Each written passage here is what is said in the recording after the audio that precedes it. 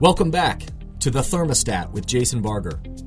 If you're currently on a commute, a walk, or just a micro break in your day, glad you're making time to step back, to think, and to reflect on the next steps on your journey. I've never been more convinced.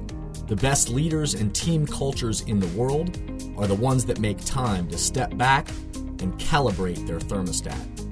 I hope today's conversation leaves you feeling grounded and inspired. Now let's dive into today's topic to engage our minds and hearts in order to authentically lead and create compelling cultures wherever we are in the world. Hello to all my listeners out there. Thank you for making time to jump on the pod and to engage your mind and heart. This podcast was recorded on April 1st, 2020. So undoubtedly, there has been more that has happened in the world in the last couple of weeks. More information has come to light. So whatever has happened in the last couple of weeks since this recording, my hope is that you and your family are safe and healthy, and that hopefully we are flattening the curve as a nation and as a world as we make our way through this coronavirus crisis.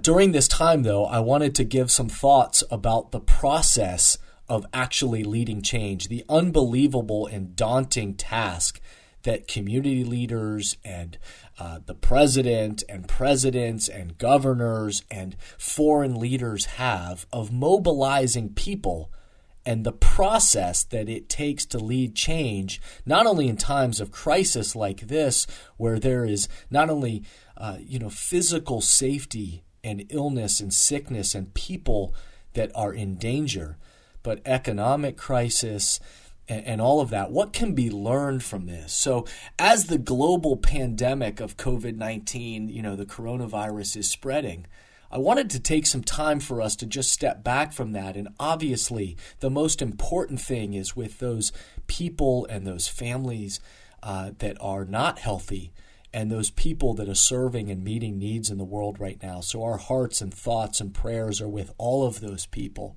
And so, of course, that's the case. But for the purpose of this podcast, I wanted to be able to step back and us to look at the process of leading change throughout these times of crisis. But by the way, it also relates to leading change during any time, any environment, any time. So the point of this podcast, just to be clear for this episode, is I'm not coming to this topic of the coronavirus or the crisis out of judgment on who is doing what right or wrong, what leaders are making the right decision or the wrong decision. I'll let other sources, other media outlets do that of playing the game of who's doing it well or not. I'm not really interested in that.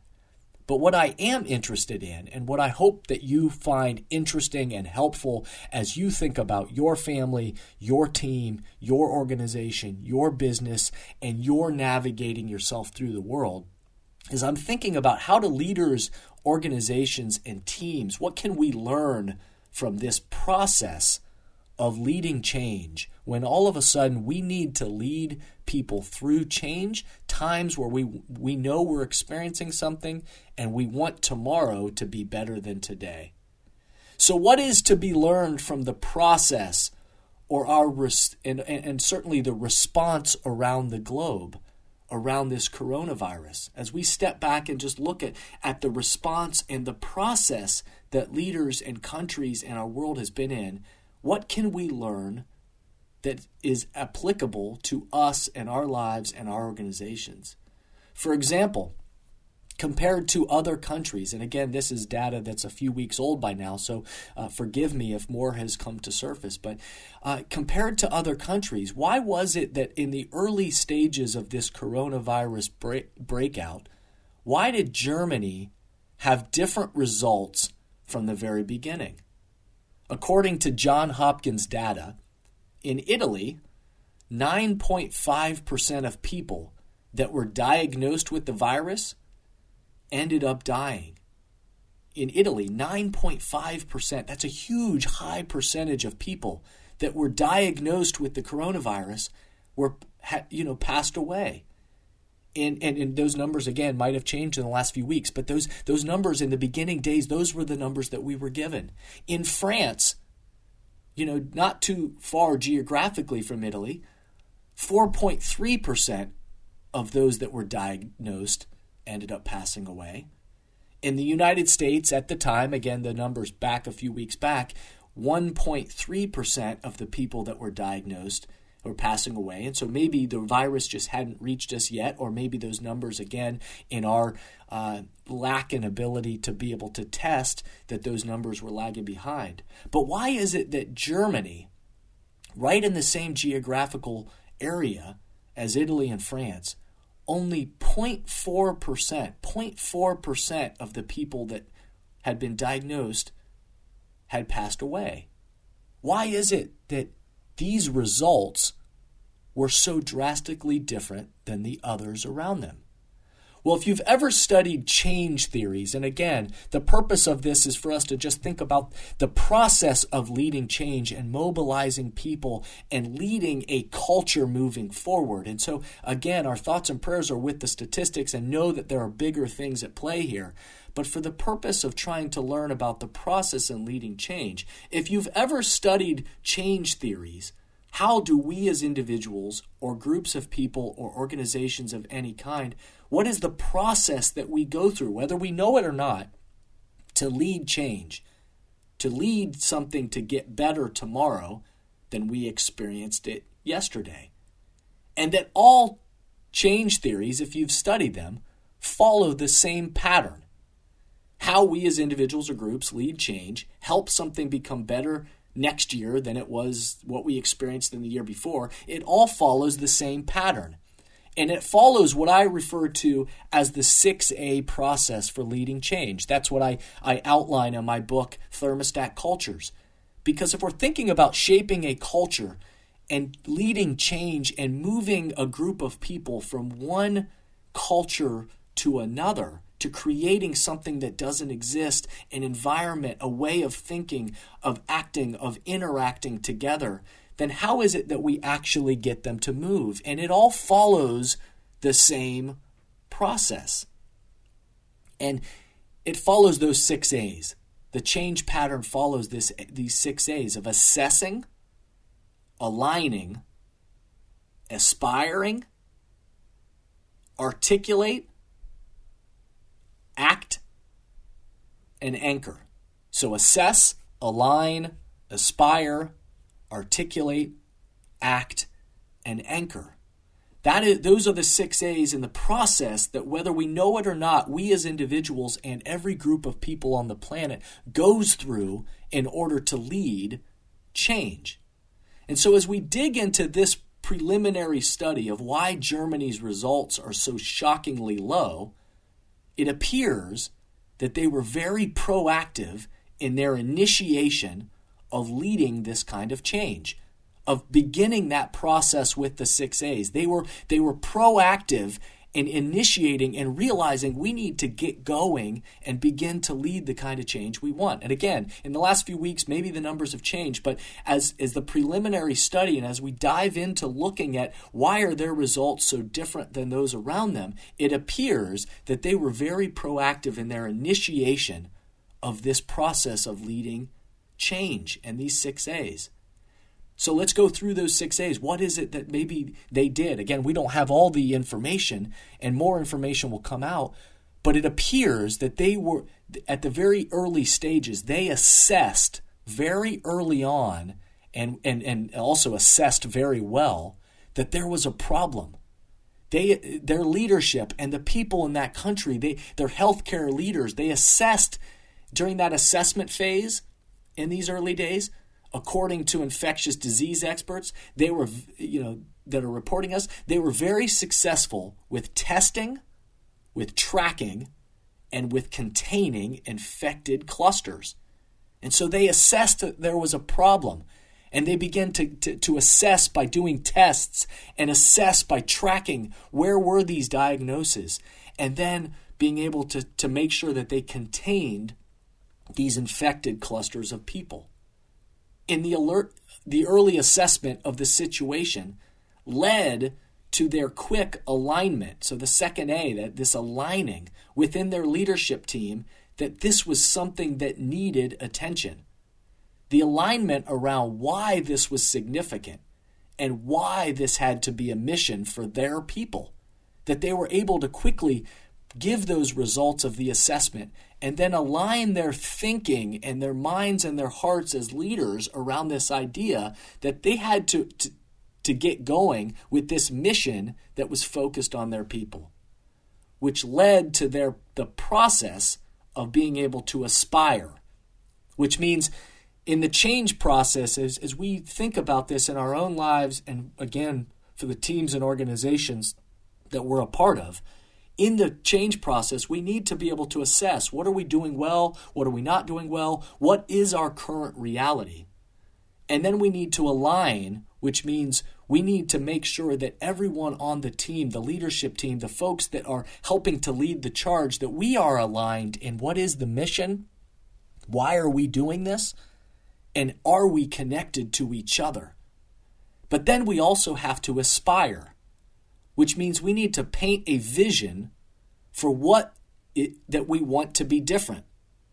We have to paint that vision and be able to say, well, if this is what we're assessing or experiencing right now, what is it that we want to be different? And what is it we want to happen next? We have to aspire and paint that vision. What do they want to be different?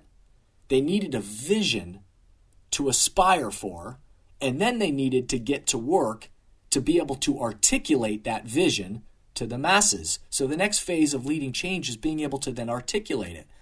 So where many countries got held up, and many got held up in many different, it appears that many got held up in the different processes and the different places in the early stages of this. Some weren't very good about assessing it.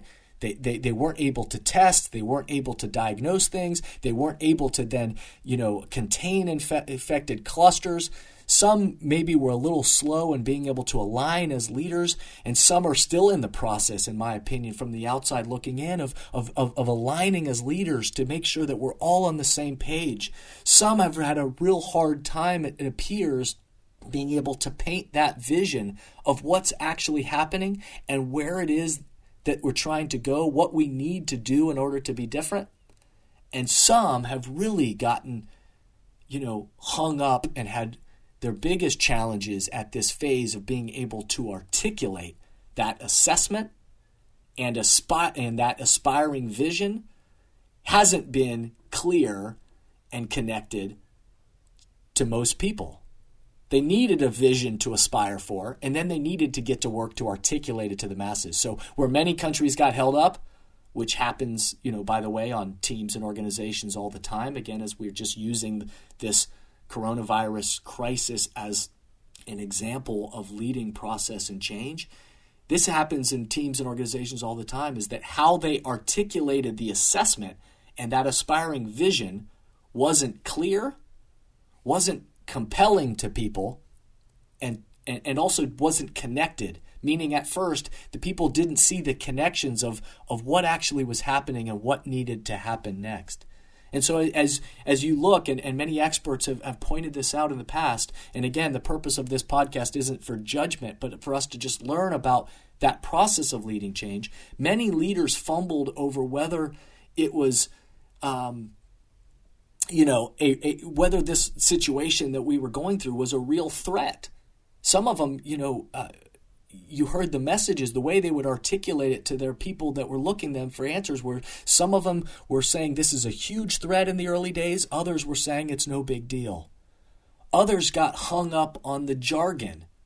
And so we had to, work our way through, which this happens in every culture and every change process, is we need language that can help drive the behavior we want.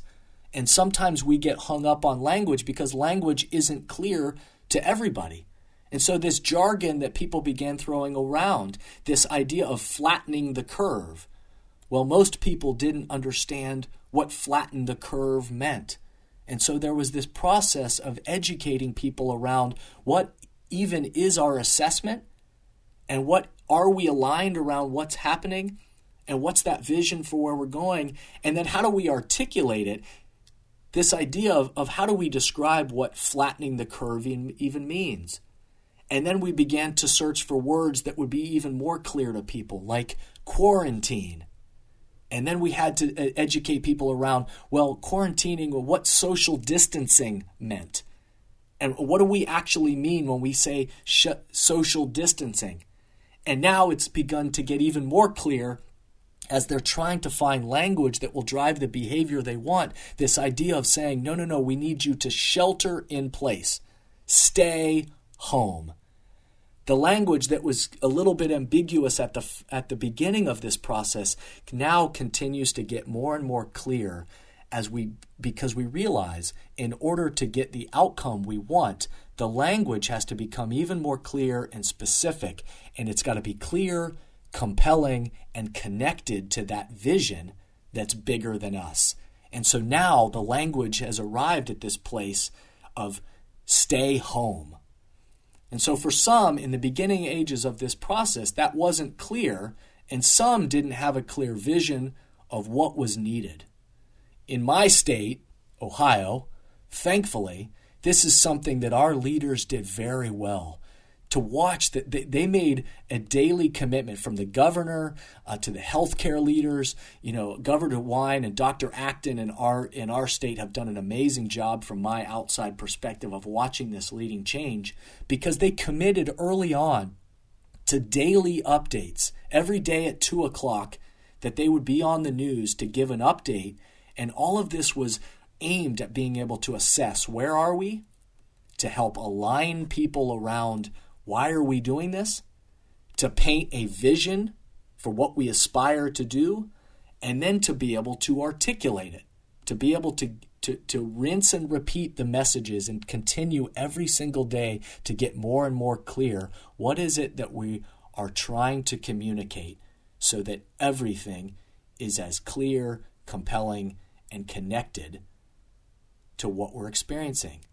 And so those daily updates, and the way that they did it, that they did so well, is these daily updates that were done in such a calm way of articulating the assessment, the vision for the future that we are aspiring to attain, and then being able to say, here are the actions. So I'm going to get to that in just a second, the last 2 A's in the 6A process for leading change.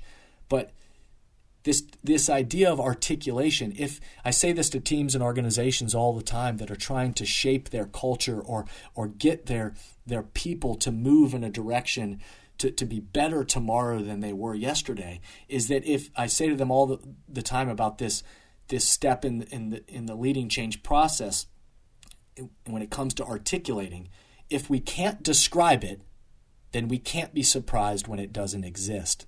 And so language becomes so important because language helps drive the behavior.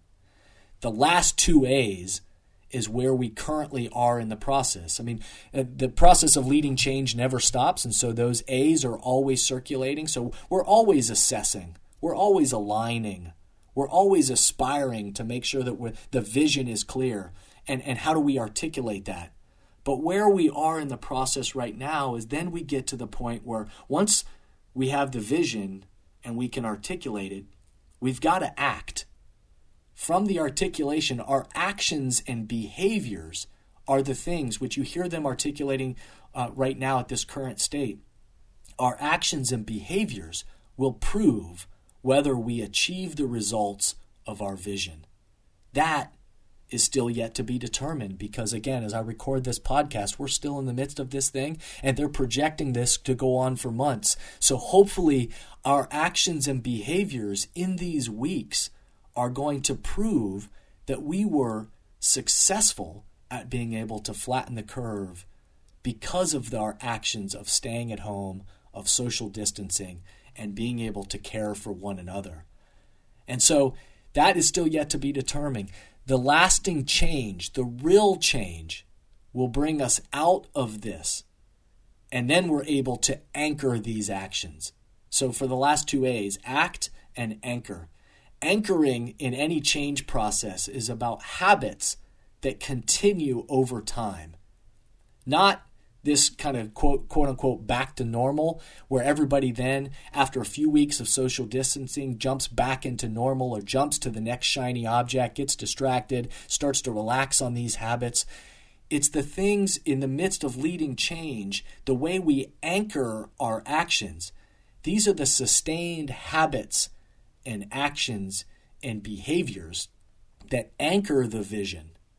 These are the things in the midst of a team and organization, an organization that's trying to lead cultural change, is once we get clear on the values and can articulate the vision for where they're trying to go as a company, and to be able to articulate those, and to then be able to tie that to what is that going to look like in action and behavior, then over time, we need to make sure that we are anchoring those habits in their culture by the way that they hire, by the way that they onboard, by the way that they do emerging leader programs, by the way that they do performance evaluations, by the way the leadership team continues to align their thinking around what it means to lead and to serve and to show up every single day for their people.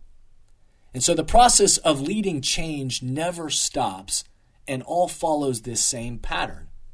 And it's true for every individual, for every team, for every organization, for every business, for every family, for every community, for our nation, and our world.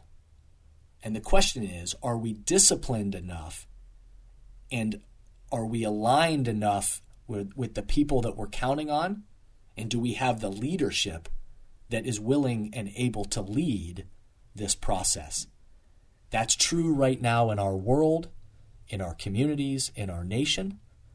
And certainly, if we're trying to learn something from this process to then take forward, hopefully in better days that are ahead of us, back to our teams and our organizations and to our businesses that are going to come out of this crisis and need to shape their culture and generate leaders and try to take their team and organization and company to a place that they've never been before, it will be the teams and leaders that are aligned and committed to leading that process of shaping the culture over time that will come out of this better prepared and better to thrive in the days ahead. So let us learn from this process of leading change. And like every time on this podcast, I want to end with a few questions for your own life, some things for you to ponder for your life, for the things that you're thinking about during these challenging times. So for your life, your team, your business, your family, your community, what change do you want to lead? How will you assess, align, aspire, articulate, act, and anchor the change? Those who navigate the changes in front of us will come through it better positioned, aligned, and prepared to thrive. Dive into the process. Thank you for listening to today's podcast, and I hope the messages and questions stimulate positive change along your path. As always, if these messages resonate with you and add value to your life, I hope you'll help amplify them throughout the world. Please rate, comment, and share on whatever podcast or social media platform you're using. And share this podcast with the people in your life or work who should be part of these conversations. That way, this spirit does, in fact, spread. If these messages or developing leaders and culture would be helpful to your organization, or you have a question or comment about this podcast, please contact us at jasonvbarger.com. And remember, we all are ambassadors for the culture we want to create in our life and work. We have to own the vision we want to be a part of. The future of leadership is you, is me, is us. Be a thermostat.